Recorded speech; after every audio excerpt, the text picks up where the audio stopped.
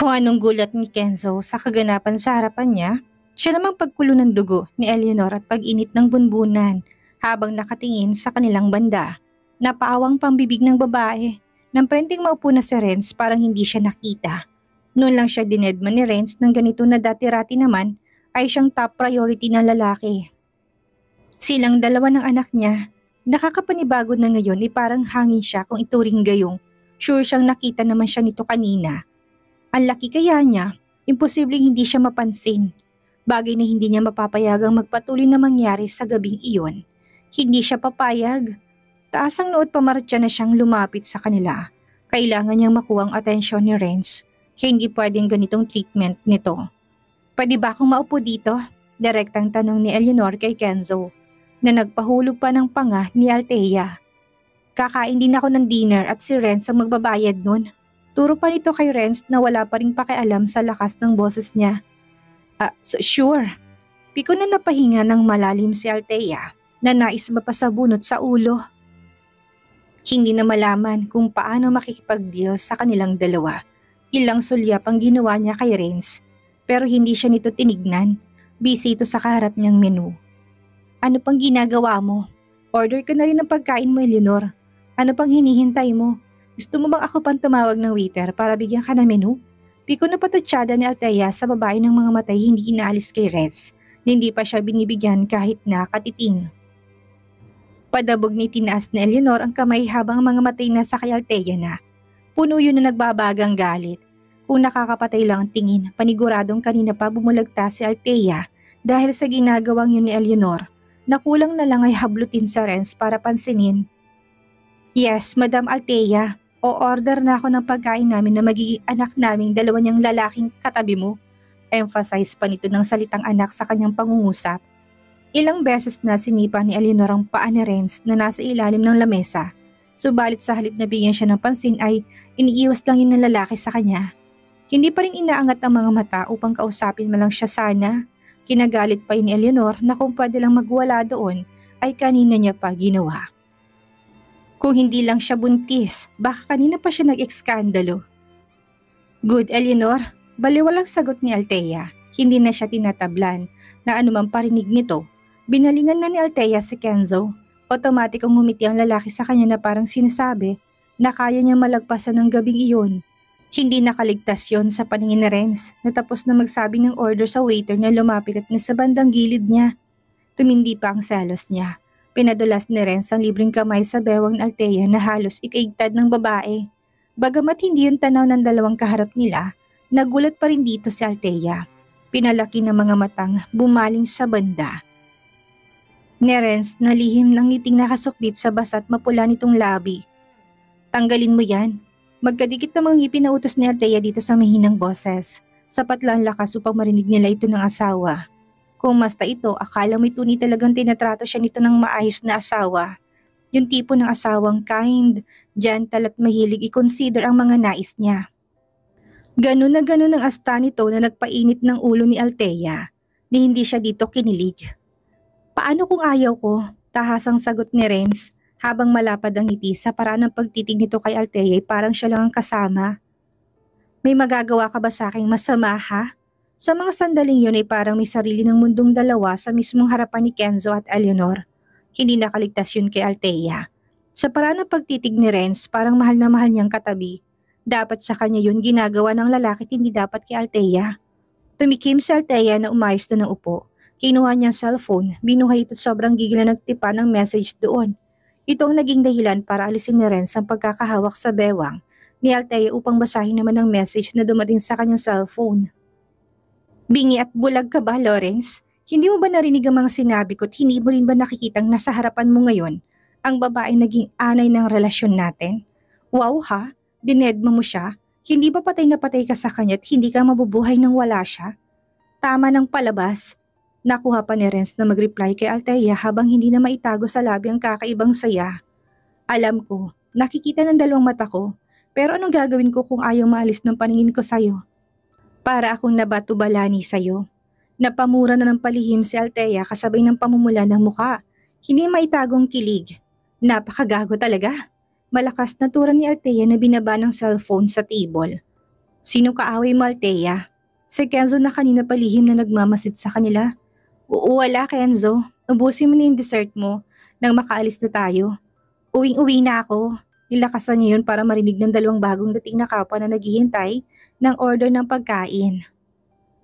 Kapansin-pansin ang pananahimik ni Eleanor na nakatingin lang kay Renz. Namumulang mga mata nito na animo ay maiiyak na sa inis. Naisip ni Althea na kapag ganun na bang laki ng tiyan niya, sobrang emotional pa rin ba siya? In short, iyakin kaya siya kagaya ng babae? Oo nga pala. Pagkaraan ng ilang minuto ay parang naka-adjust ng dalawa sa table nila. Deadma pa rin ni Renz si Eleanor kaya pinili na lang ng babae ng dalawang kasamang siyang pestihin niya. Nakita niya parang tangang panay ang tingin ni Renz kay Althea. Humanda talaga to sa kanya. Oras na mag-solo sila. Paano kayo nagkakilalang dalawa? Tanong ni Eleanor na ang tinutukoy si Althea at si Kenzo. Hindi gusto ni Althea ang idea na tanong pero kahit tumutol siya ay sinimula ng sagutin niya ni Kenzo. Originally ay magkaklase kami back in college. Wow, ang interesting naman. Buti hindi ka nakadevelop ng feelings sa kanya. I mean, hindi ka ba na in love noon kay Althea? Naburong mga mata ni Althea kay Kenzo. Ang honest pa naman ng kaibigan niya. Oras na umamin siya, may panibago ng pambato si Eleanor sa kanya. Umiling si Althea pero hindi nakinig sa kanya si Kenzo na ang goal ay ang asarin sa Renz. Sa Renz na parang naikuyom ang kamao nang marinig ang sagot niya na nasa ilalim ng table. Yes, I did. OMG! Babe, mukhang ex-lover. Nope, binasted ko siya dahil pagkakaibigan lang kaya kong ibigay. Hindi na yun humigit pa doon. So we are still friends. Eleanor, not ex-lover na kagaya ng pinipilit mo. Putol dito ni Althea. Hindi ko siya pinipilit sa'yo, Althea. Malay ko bang ex-boyfriend mo? Hindi naman namin alam yun. Tama si Althea, magkaibigan lang kami. Pero after ng college, bigla siyang nawala noon. Plano ko sanang ligawan ulit. Baka kasi sagutin na ako nung tapos na kami. But eventually, naglaho siyang parang bulat heto na ulit ang muli kami magkita. Kinasal na pala siya sa... Kenzo, napatayo na si Althea na parang sinilaban ng puwet. Muntik na madala si Kenzo na buntis siya. Ayaw niya ngang ipaalam yun sa iba, diba? Anong bu? Interesadong tanong ni Renz. I mean, bumalik siya at muli kami nagkita. Pinahintulutan ng tadhanang magkursulit ang landas naming dalawa. Bakit kaya no? Sayang naman Mr. Marquez. Bakit naman kasi nagpatumpin-tukpin ka pa noon? Malay mo naman ngayon, malapit na silang maghiwalay. Alam mo na, grab the chance and opportunity. Minsan lang yan kung mangyayari ulit. Kaya nga kung alam ko lang na nahantog palang relasyon niya sa isang masalimuot na annulment. At puro pasakit lang, hindi ko na sana siya pinakawalan pa noon. Sagot ni Kenzo na hindi inaalis ang tingin sa mukha ni Althea. As if, sinasabi niya na to mismo sa babae. Lumungkot pang boses ni Kenzo. Naging duwag kasi ako noon, hinayaan ko siyang mawala sa akin. Kung naging matapang lang ako, hindi sana siya nasasaktan ngayon at iniindang problema sa buhay ng mag-isa. Pasensya na ha, hindi kasing kapalaran niya na nakaguhit sa palad niya Mr. Marquez. Ang nakalagay doon at nakasulat ay ang makilala ko. Talaga Mr. Salmeda? Proud ka pa na sabihin yan sa harap niya? Sino bang nagloko sa inyong dalawa? Proud ka pang sinaktan mo siya? Proud ka pang pinaluha mo siya gabi-gabi at binigyan ng matinding sama ng loob? At proud kang sabihin ngayon na kapalaran niya yun? Sino ka? Napawing malapad ng ngiti ni Renz, nasapul siya sa mga sinabi ni Kenzo. Naitikom naman ni Eleanor ang bibig niya sa pagbabago nito ng reaksyon na kanina pa niya pinagmamasdan. Hinihintay na mag-react ito sa sinasabi ni Kenzo. Sino ka para gawin niya sa kanya, Mr. Salmeda? Kung alam mo sasaktan mo lang siya, sana hindi mo na lang siya pinaibig at pinakasalan. Sana hindi mo na lang niligawan. Marami siyang pangarap na sinakripisyo para sa'yo, hindi mo ba yun alam? Proud na proud ka pang sabihin yan sa mukha niya. Gago ka pala Mr. Salmeda. Tumayo na si Althea, kabado 20 na dito. Nag-aala na baka mamaya sa galit ni Kenzo kay Renz ay ang pagiging si Architect AL naman, ang isiwalat na lalaki na hindi niya alam bakit ang lalim ng hugot ngayon sa katawan. Saktong-sakto yun sa mga salita na nais niya sabihin dati pa kay Renz. Para maglabas ng sama ng loob, ang kaibigan na nagsabi at nagpamukha dito. Kenzo, tama na. Hindi Althea. Dapat sinasabi mo lahat sa kanya nang gumaan naman ang pakaramdam mo. Huwag mong kimkimin, sabihin mong lahat-lahat. Pagkatapos mong mahalin, pagsilbihan at sakripisyong lahat ng magpapaligaya sa'yo. Ganito lang igaganti niya. Huwag kang pumayag. Tama ng pagiging martir, Althea. Tama na. Lumaban ka. Maingay na binigsak ni Eleanor ang hawak na kutsara sa kanyang plato. Sinamana niya ng tingin si Kenzo. Hindi na niya nagugustuhan ang lumalabas na salita sa bibig nito. Doon pa lang siya tinignan ni Renz, subalit normal na tingin lang. Hindi naman tamang isisi mong lahat sa kanya lang, Mr. Marquez. Have you ever wondered kung bakit siya nagkaganoon? Dahil hindi siya mabigyan ng anak niyang babaeng yan. Imagine mo, 3 taon. Sa loob ng mga taong yun, nasa ang supling na hinahangad ni Renz? Wala, ni isa hindi niya mabigyan. What if meron, tapos hindi niya lang alam dahil isa siyang walang kwentang ama? What do you mean na meron? Tayo na nga Renz, na hindi na maintindihan ang logic ni Kenzo dito. Pinagtinginan na sila ng mga taong nakapansin sa kanila. May ingay na tumayo na rin si Althea upang awatin ang pagtatalo nila. Malamang hindi matatapos hanggat walang umaawat. At isa pa ay dumagdag pa doon sa Renz. Sagutin mong tanong ko, anong ibig mo sabihin na what if meron? Kabadong tumingin na si Kenzo kay Althea. Dismayadong reaksyon ng sinalubong ng babae sa kaibigan. Ito na nga bang sinasabi niya? Nais pa yatang pangunahan siya at ipahiya. Masyadong lumihisit at lumagpas sa boundary nila. Hindi na yung nakakatawa para kay Althea.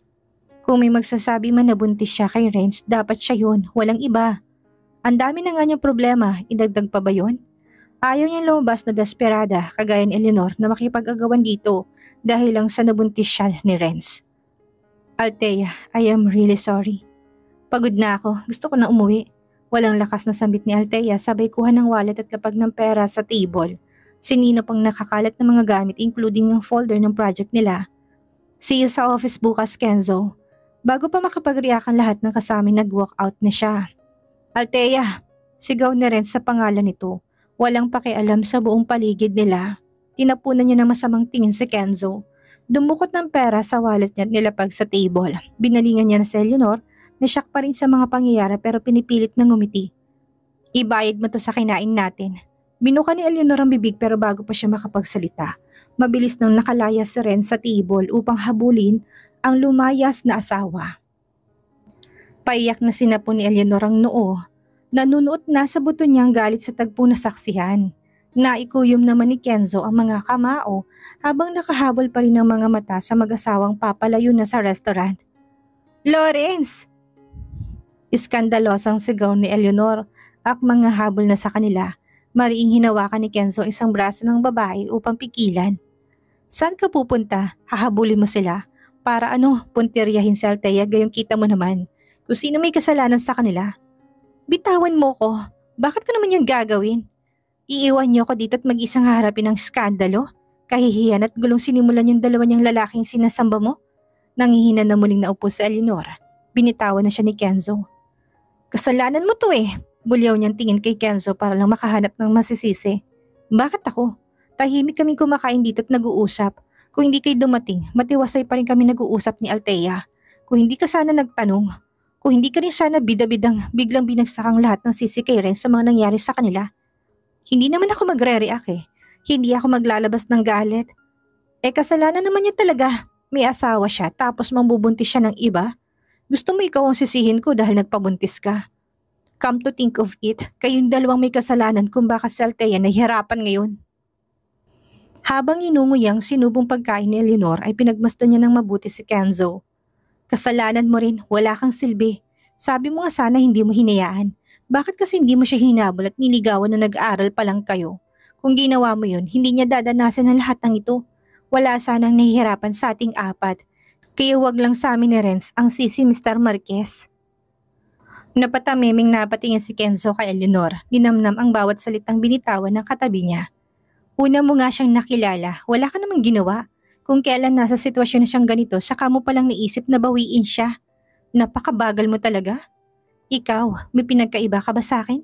Wala, hindi ba? Dapat nga mas advance ka. Buntis ka, binuntis ka niya pero nasan siya? Wala kang magawa.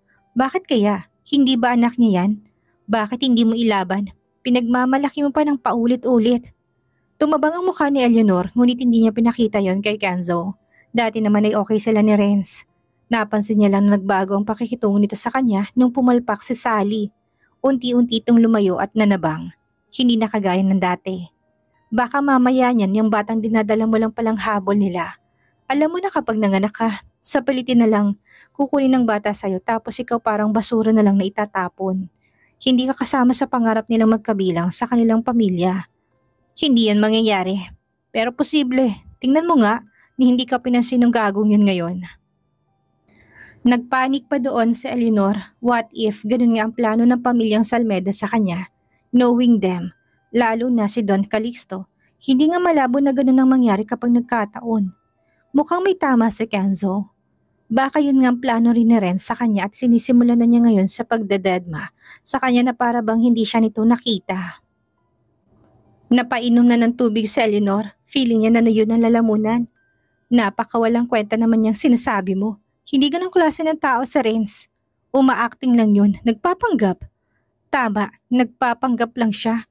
Wika nito na naging malikot na mga mata. Imposible yun, bakit naman siya a-acting at magpapanggap na hindi kanya kilala? Bulag ka ba o nagbubulag-bulagan lang para hindi mo makitang kakaibang kislap ngayon sa mga mata niya? Matagal ko na siyang kilala, okay? Huwag mo siya siraan dahil hindi mo siya kilala. Matagal na kami magkakilala na Renz. Halos sabay kaming lumaki kaya alam ko ugali niya. Kung hindi ako umalis ng bansa, wala sanang pagkakataon na magkakilala silang dalawa. Hindi pinagtuunan ng pansin ni Kenzo yon. Wala siyang panahon para makinig sa kwento nila. Hindi mo ba pansin, Mr. Marquez? Kaya lang naman nagustuhan si Althea ni Renz ay dahil may konting hawig ako sa kanya. Eventually, ako pa rin ang nakikita ni Renz sa mukha ng babaeng yun. Substitute ko lang, backslash at saka... kaya pala pinakasalan niya si Althea at hindi lang basta ginawang girlfriend, no? Sige lang, paniwalain mo sarili mo sa katangahan. Pagak na tumawa si Kenzo.